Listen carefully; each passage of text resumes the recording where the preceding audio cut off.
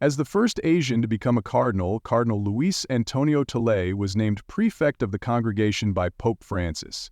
His rise from a humble Filipino priest to a possible papal successor has raised questions about his real impact on the future of the Catholic Church. As the first Asian to reach the highest rank of cardinal, Tagle expertly balances traditional Catholic values with progressive views. Is this media-savvy cardinal strategically positioning himself? What does the public think about Cardinal Luis Antonio Tagle becoming Pope? Join us as we look into how he confirms what we all thought happened inside the Vatican's power chambers.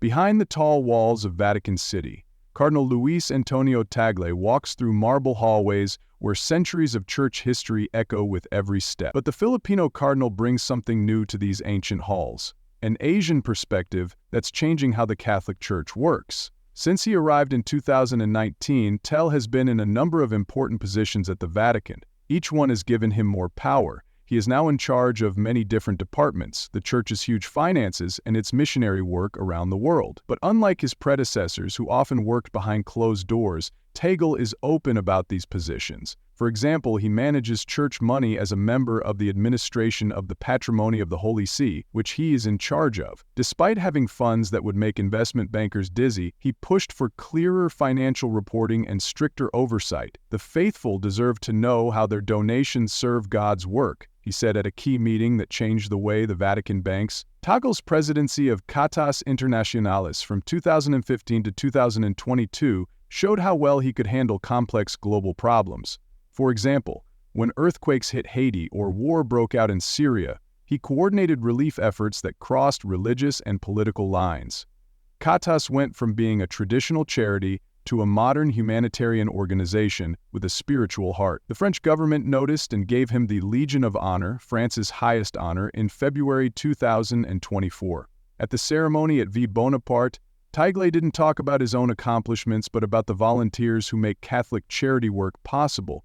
This honor belongs to countless hands that serve the poor, he said, touching the medal with his characteristic humility. A few months later, as special envoy to the National Eucharistic Congress, Tagle spoke to 500 American Catholics in Indianapolis's Lucas Oil Stadium, which is also used for NFL games. The crowd went wild with applause as he linked ancient church teachings to modern life problems. Even non-Catholics were moved by his words. But perhaps his most important accomplishment was breaking Europe's hold on Vatican leadership as the first Filipino to become a cardinal. Asian church leaders had not been able to attend Vatican meetings for hundreds of years. When he speaks, he brings ideas from Asia and Africa, where the Catholic population is growing the fastest, that will shape the future of the Church.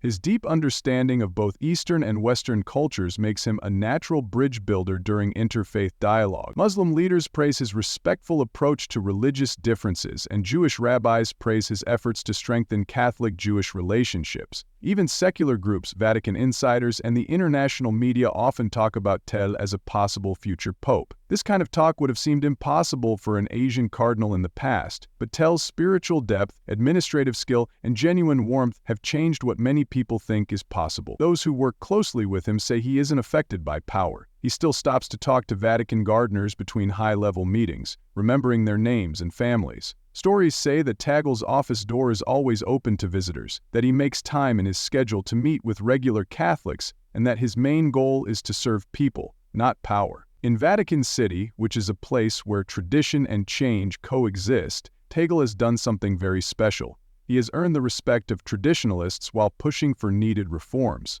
As one veteran Vatican reporter put it, he's showing that change doesn't always need a revolution. Sometimes all it takes is a smile and an open heart.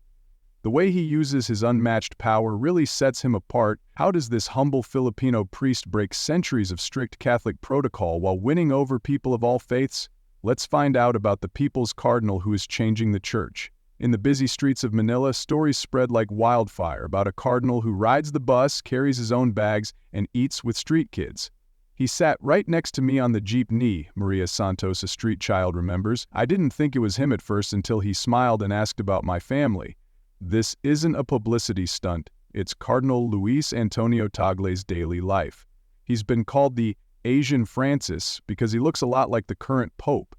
Tagle has created a new way for the church to lead that goes against centuries of tradition while staying true to core Catholic values. For example, he speaks out against abortion and artificial birth control while still supporting Catholic teachings against them. He is surprisingly soft-spoken about issues that usually cause heated debates. "The harsh words we used in the past," he said in a packed conference, "have built walls instead of bridges." His voice softens a lot when talking about LGBT+ Catholics and divorced people. In a historic speech that moved people to tears, he challenged the Church's traditional harsh stance by saying, "Before we speak of sin, we must speak of human dignity. Before we point fingers, we must extend hands." Philippines Tagle doesn't just pray. He's also started programs that combine spiritual guidance with practical action, like getting parishes to plant trees, use less plastic, and make community gardens. The media-savvy cardinal knows how to use modern communication channels. His Facebook Live sessions have millions of viewers, and his YouTube channel breaks down complicated church teachings into short, easy-to-understand messages. But unlike many social media stars, Tagle responds personally. Often late at night, he answers messages from troubled followers. He often reminds his fellow church leaders that his offices in Manila and later in Vatican City had an open-door policy for the poor. Security guards say tales of him skipping formal dinners to sit with homeless families who came to ask for help during the worst of Manila's urban poverty crisis. Tagle turned empty church properties into temporary shelters and set up kitchens that serve with respect. During a controversial debate about church wealth, Tagle shocked traditionalists by publicly supporting greater financial transparency. "We cannot preach poverty while living in luxury," he said firmly. His leadership style raises eyebrows among some traditional Catholics who prefer the Church's old ways, but stays unaffected by criticism. "The Church must change with the times," he says, "not in its truth but in how we share that truth with the world." Through it all, Tagle keeps his trademark smile and friendly personality. Whether he's talking theology with scholars or eating a simple meal with janitors, he brings the same attentive presence. As his former secretary puts it, "In a world of loud voices, Cardinal Tagle shows that true power lies in gentle strength." One Vatican observer said that Tagle isn't changing what the Church believes, but how it shows that belief to the world. From being a humble parish priest to a Vatican power player, Father Luis Antonio Tagle walked into the sunlit courtyard of San Agustin Parish in Mendez Nunes, Cavite in 1982, fresh from being ordained. The young priest carried only a worn Bible and a strong desire to serve his community. Little did the parishioners know that they were about to become a Vatican power player. We're seeing the first steps of a man who would shake up the traditional power structure of the Catholic Church. His sharp mind and gentle spirit quickly caught people's attention. Within months, he juggled roles as a parish priest and spiritual director for future priests at the Dios Seminary of Imus. By 1983, he was only 26 years old and had already become the seminary's rector, a promotion that raised eyebrows and expectations. In 1997, Pope John Paul II gave him a hand in the papacy. Tagle worked directly under Cardinal Joseph Ratzinger, who would become Pope Benedict XVI. During heated theological debates, he earned respect not by shouting the loudest, but by listening the hardest. October 2001 was a turning point when he became Bishop of Imus. He broke with tradition by not having a car or any other unnecessary items and often inviting homeless people to share his simple meals. Local vendors say they saw him early in the morning sweeping the cathedral steps by himself, but it was how he dealt with tough situations that really made him stand out. For example, when terrible floods hit Cavite in 2009, he turned churches into emergency shelters and organized rescue operations with the help of volunteers working in knee-deep water. His actions spoke louder than any sermon. When he was called to become Archbishop of Manila in 2011, the Philippines Catholic Church was facing some of its biggest problems, including poverty, political unrest, and questions about the Church's role in society. Modern society, his response was to talk to critics, help the poor, and use social media to reach younger Catholics who were leaving the Church. Vatican insiders still talk about November 24, 2012, the day Tagle received his cardinal's red hat. At 55 years old, he was the second youngest member of this elite group of archbishops. But it wasn't his age that made headlines.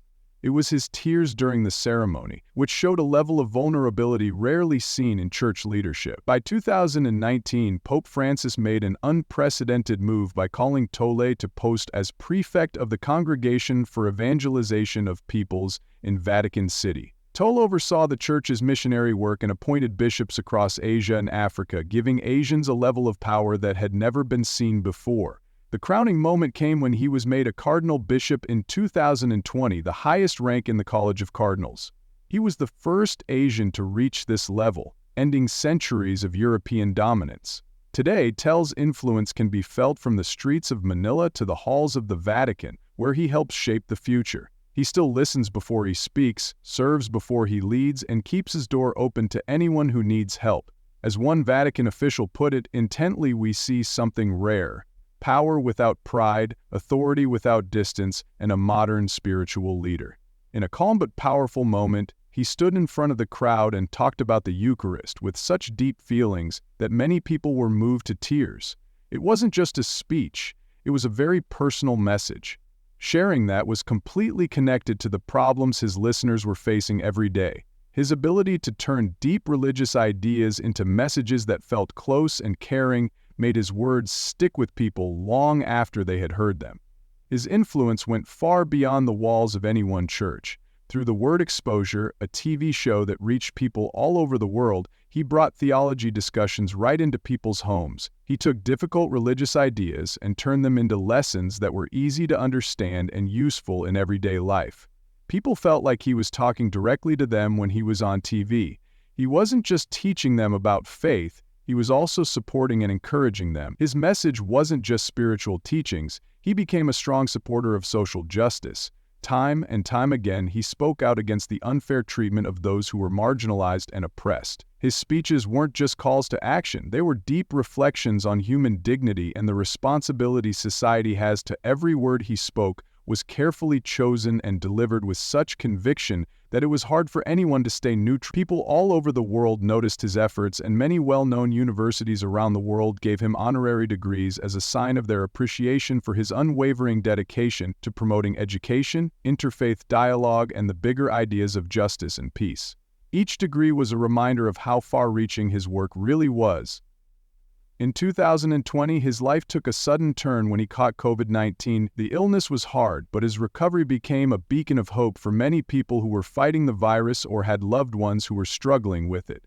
By talking about his battle and recovery, he gave comfort and a sense of unity, putting a face on the pandemic that had killed so many. His survival wasn't just a personal win. It became a symbol of strength and faith in He worked hard to build connections between different religious communities at a time when religious divisions and misunderstandings were common.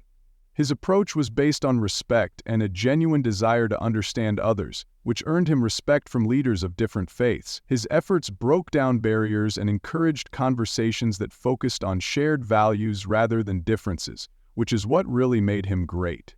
His unique mix of deep knowledge and caring for others made him stand out. He could talk about complicated religious ideas just as easily as he could give simple, heartfelt advice to someone in need. This made his teachings accessible to both scholars and regular people, creating a welcoming environment in his ministry that was built by a life dedicated to serving others. Looking at Cardinal Tagle today, the man who moves audiences to tears, builds bridges between faiths, and earns the respect of world leaders, raises an interesting question. Has this always been his dream? Or did this calling to serve come along the way? From the stethoscope dream to the sacred robes, no one saw it coming, not even young Luis Antonio Tagle himself. The boy who once dreamed of wearing a doctor's white coat would instead don the red robes of a cardinal and become one of the most powerful leaders in the Catholic Church. He was born on a hot summer day in Manila on June 21, 1957, and his family called him Cheto. He grew up in a home where faith was important. His father Manuel was proud to be Tagalog and his mother Milagros was Chinese-Filipino. Together, they created a unique blend of traditions that shaped their oldest child's view of the world. But Cheo's heritage was more than that. Through his father, he carried the blood of the Principala, the Spanish colonial aristocracy that once ruled Philippine society before the 1896 revolutions. But his grandfather, Florencio, had a different story to tell. Picture of privilege. Chio's grandmother ran a hotel so the family could start over after being hurt by a bomb in Wii. To make ends meet, young Tay walked the halls of St. Andrew's School in Paraná, where the missionary touched his heart in a way that he didn't expect. In between science classes and hopes of going to medical school, the gentle guidance of priest friends slowly turned his heart toward a different kind of healing that fixed spirits instead of bodies. He made the choice to enter the Jesuit San Jose at the prestigious Ateneo de Manila University. Tagle's brilliant mind grew as he devoured philosophical texts and theological treatises with the same fervor that some people might display for popular novels. His professors quickly recognized his exceptional abilities, especially when he earned his pre-divinity degree with insights that were beyond his years. But it was at the Catholic University of America that Tagle really spread his intellectual wings. From 1987 to 1991, he dove deep into theology and philosophy, into the complicated world of sacred theology, and wrote a dissertation that impressed even his most experienced advisors. His professor Joseph Konek later said that Tay could have become the best theologian in the Philippines or even all of Asia. This was high praise that hinted at the amazing path he was about to take. He spoke Tagalog, English, Italian, Spanish, French, Korean, and Latin like it was second nature. He used each language to read ancient texts and talk to people in modern diplomatic circles. Even though Tagle became more well-known in academic circles, he never forgot where he came from or his nickname, Chief. The boy who used to play in the streets of Manila and dream of going to medical school had found a different way to heal, not with drugs and surgeries, but with words that bridge the gap between cultures and between tradition and progress, between heaven and earth. His early years shaped the man who would become known as the Asian Francis. Despite being smart, friendly, traditional, progressive, and aristocratic by birth, he chose to be humble. The medical career he had planned fell through, and he found himself traveling from the busy streets of Manila to the historic halls of Vatican City, where his childhood dreams of healing would come true in ways he could never have imagined. Thanks for watching, and if you want to see more interesting videos, be sure to subscribe. Click on the movie that's showing up on your screen right now to see another interesting one.